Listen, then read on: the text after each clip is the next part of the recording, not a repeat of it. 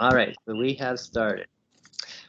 Hey, everybody. Today on the show, we have John Dixon in. He's going to give us all the scoop on his Alpha Dogs book. The Kickstarter started up on March 1st, I believe, correct? Yes, Yeah. John Dexter. Oh, sorry. Did I say Jim? Sorry. It's all right. Sorry, I'm horrible with names. That's okay. Yeah, so John, why don't you give us the scoop on what's going on here? Yeah, I have a Kickstarter running right now called Alpha Dogs. It's issue 2. It's doing really good. Actually, today, about 3 hours ago, it was fully funded. Oh, So great. that was really exciting. Yeah, took me 10 days, so I beat my old record by another 10 days. So that was really awesome. And the person actually that put me over was Trish Forstner.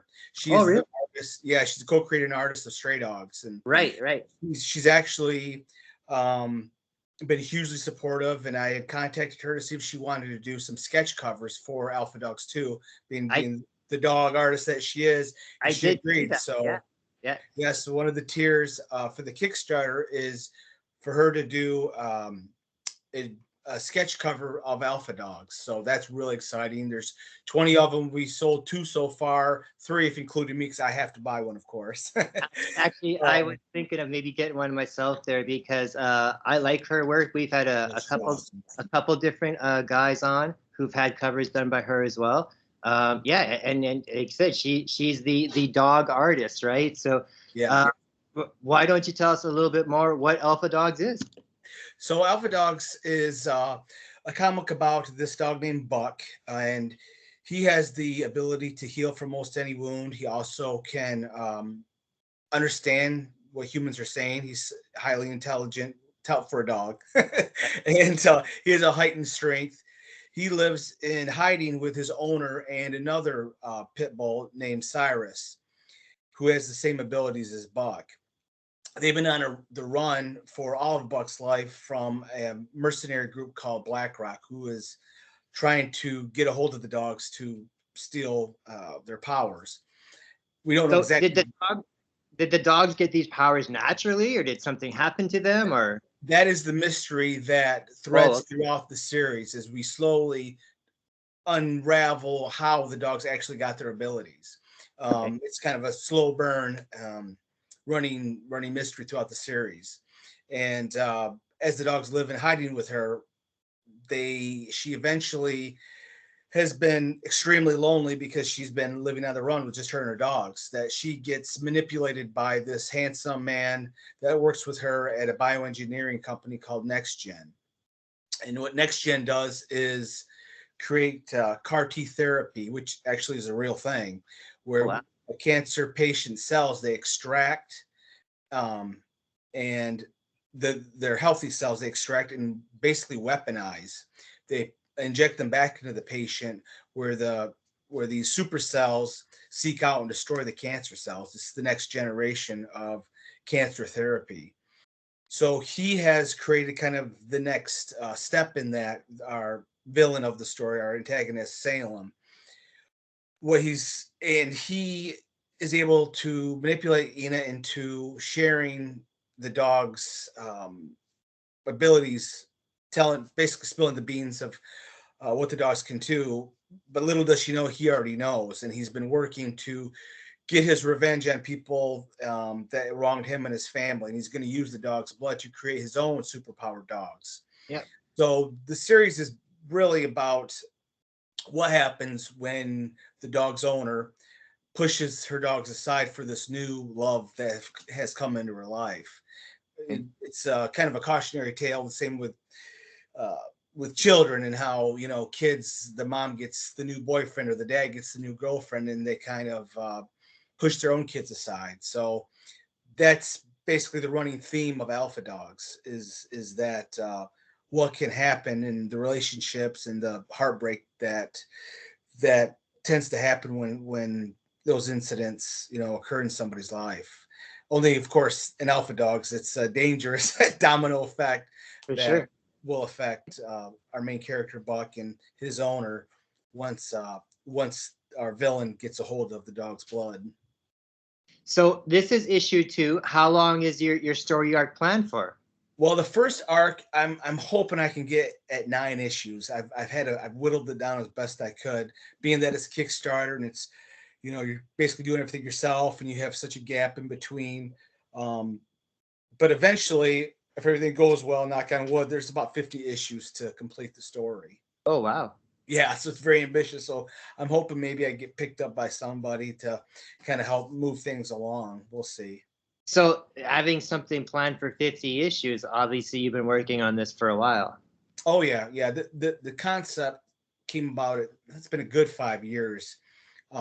When a friend of mine watched the Westminster Dog Show and called me up and said, "I've got a great idea for you. You should write a comic book about dogs with powers." And I thought, man, that is the stupidest idea I've ever heard, because I'm always getting people saying, "Oh, you should do this, you should do that," and but then the idea just percolated, and my own dog is modeled after the main character dog, Buck.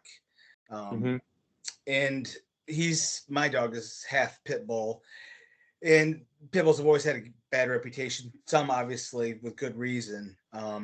So I wanted to kind of create my main character kind of like that Casper the Friendly Ghost, where he's feared by the public because he's a ghost, and this because he's a big pit bull, scary looking, and he actually has a heart of gold and will go out and sacrifice himself to help other people. And he's, madly, like any dog, madly in love with their owner and would do anything for them.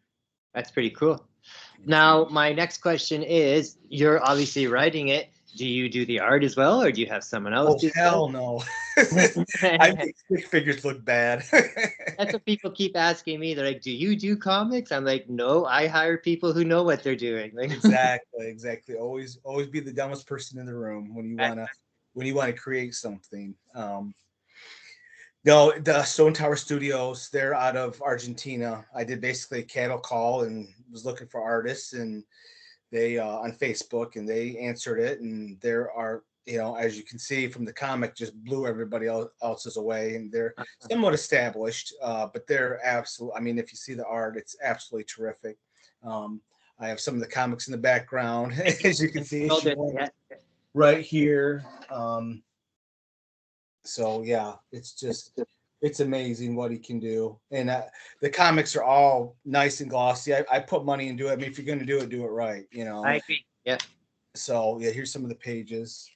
That's one thing that we promote on the show, especially with all the indie books, is the quality they put into their books. Yeah, exactly. The art and the paperwork, that looks great. So you said they're out of Argentina. Where are you located?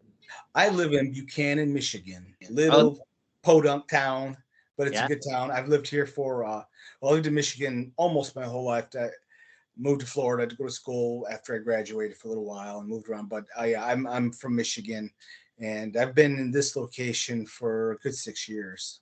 Oh yeah. And right now I'm in Winnipeg, so we're kind of close to you. Yeah. Hey, and it's minus 28 and still like 6 feet of snow here. So I don't know what it's like there in Michigan right now. Well, people from the South think that we live in Canada, basically. Yeah, I hear you.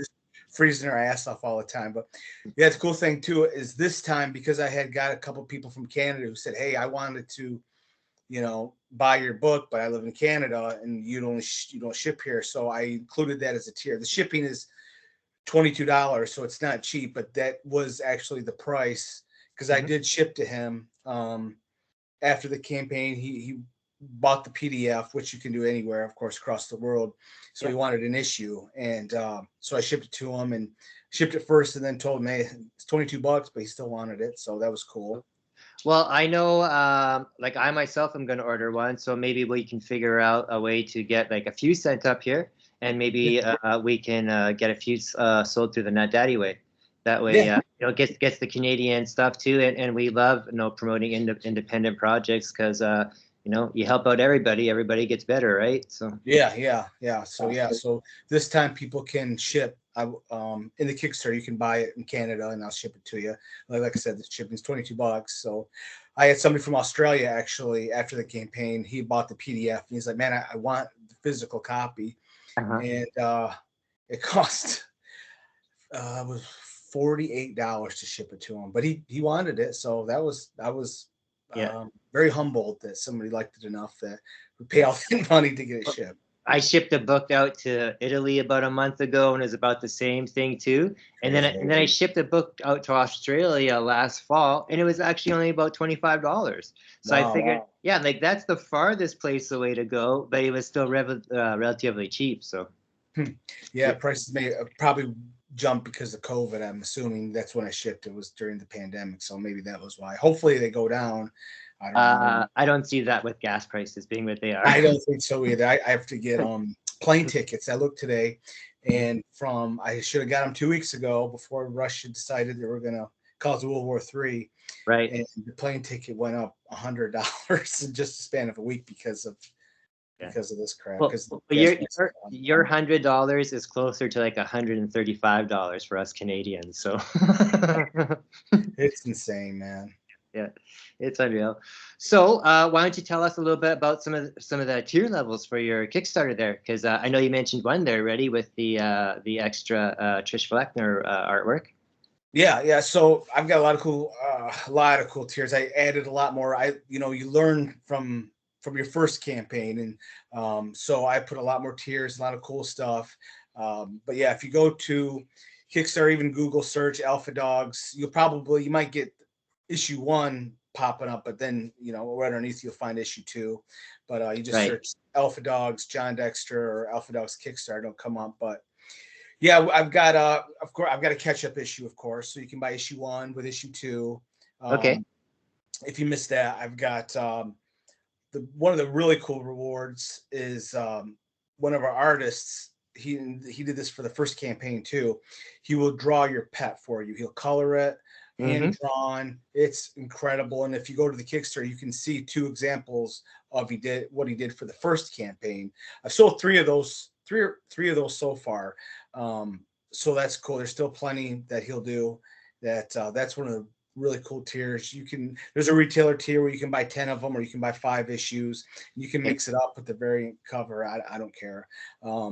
But yeah, there's one variant is awesome. I wanted to do a really cute one with Buck as a puppy, and then a really badass one with Monto. And if you go there, you'll see the regular and the variant. You can buy either one. And one of them was have your dog in the comic book. There was only 3 slots available, and those sold out in a few hours. So next time I got to make like a dog lot or something with a bunch of dogs or something, so people can buy. But yeah, and another pretty cool one is actually it's right behind me. It's a tumbler you can buy with the cover of our puppy Buck. I always call him Baby Buck, with a puppy Buck on it. That's one I've sold 4 of those so far. That's pretty amazing cool. too. Yeah, my wife's not happy because she has to make them. Yeah. So she's like, "Oh, you sold another one." I said, "Yeah, that's pretty cool. I'll have to give her the money." But yeah, that's one of the pretty cool tiers I got on there. So yeah, there's plenty. Goes to the end of the month, right? Yeah, the 31st is when it ends at 7:00. Like I said, we were just funded today by the one and only Trish Fostner. Was awesome enough. She had texted me and said, have you been funded yet? And she will show me one of the sketches she's going to do, which was awesome. I never thought I'd see one of my characters that I came up with 5 years ago and look kind of like a Disney character. You know how she does her artwork. It's so amazing. She's so good. And I was just obviously ecstatic. And she asked me if I was over the limit yet, if I met my goal yet. And I said, no, I'm 98%. And so she chipped in and put me over the edge. So that was really awesome. She's such a wonderful person. That's pretty cool. Yeah, that was pretty awesome. It was a good day to get you on the show. I know. I was gonna say, so man, you picked a great day because I got funded, not just funded, but funded by the one and only artist of one of the biggest selling comics of 2021. The one, I think it just won Best Indie Comic 2021. So it's a great comic too. I jumped on and grabbed it. Yeah, I've loved that. We've reviewed almost every issue and then the sequel series as well too. So it's a great thing. Well, I have a little random question for you. Sure.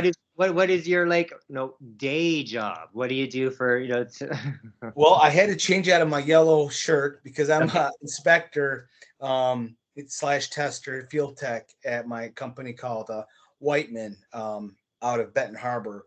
So I go to a job site like I did today. They're building a hotel at the casino in South Bend, Indiana, and I Okay. test the concrete. I have to inspect the metal, the rebar that goes in there. Oh yeah.